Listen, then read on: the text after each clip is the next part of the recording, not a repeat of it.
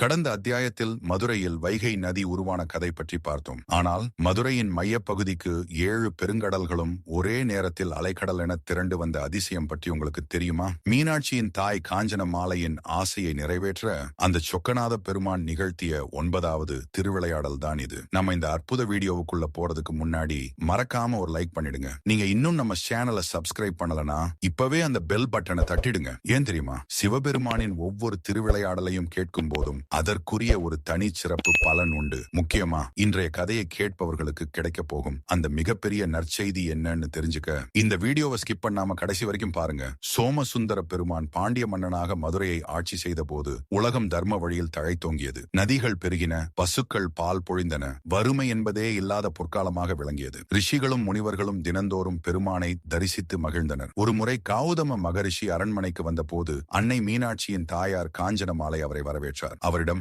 ஐயனே, பிறவி பிணி நீக்கும் தவத்தை பற்றி எனக்கு கூறுங்கள் என்று வேண்டினார். முனிவர் பதிலளிக்கையில், தவம் 3 வகைப்படும் என்றார். மானசம், மனதால் செய்வது. புலன்களை அடக்கி பிற உயிர்களிடம் இரக்கம் காட்டி இறைவனை மனதார துதிப்பது. வாசிகம், வாக்கினால் செய்வது. பொய் பேசாமல் மந்திரங்களை உச்சரித்து இனிய சொற்களை பேசுவது. காய்கம், உடலால் செய்வது.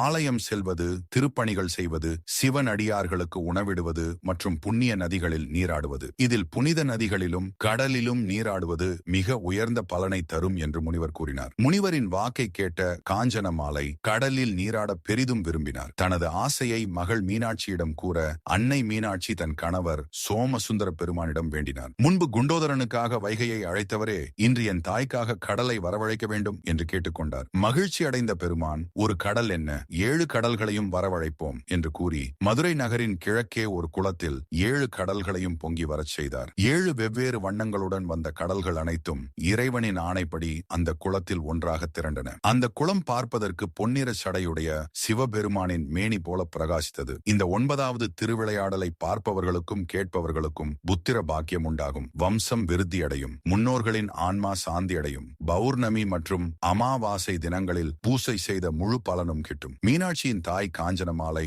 வேண்டுதலுக்காக 7 கடல்களையுமே ஒரு குளத்தில் அடக்கிய அந்த சோமசுந்தர பெருமானின் கருணை எவ்வளவு பெரியது பார்த்தீர்களா? மதுரையில் இன்றும் அந்த 7 கடல் ஒரு புனிதமான இடமாக போற்றப்படுகிறது. இந்த பதிவை முழுமையாக கேட்ட உங்களுக்கு ஈசனின் அருள் முழுமையாக கிட்டும். இந்த கதை உங்களுக்கு பிடித்திருந்தால் ஓம் நம சிவாய் என்று கமெண்ட் செய்யுங்கள். மறக்காமல் divine Tamil stories for all சேனலை சப்ஸ்கிரைப் செய்து கொள்ளுங்கள். தென்னாடுடைய சிவனே போற்றி, எந்நாட்டவர்க்கும் இறைவா போற்றி.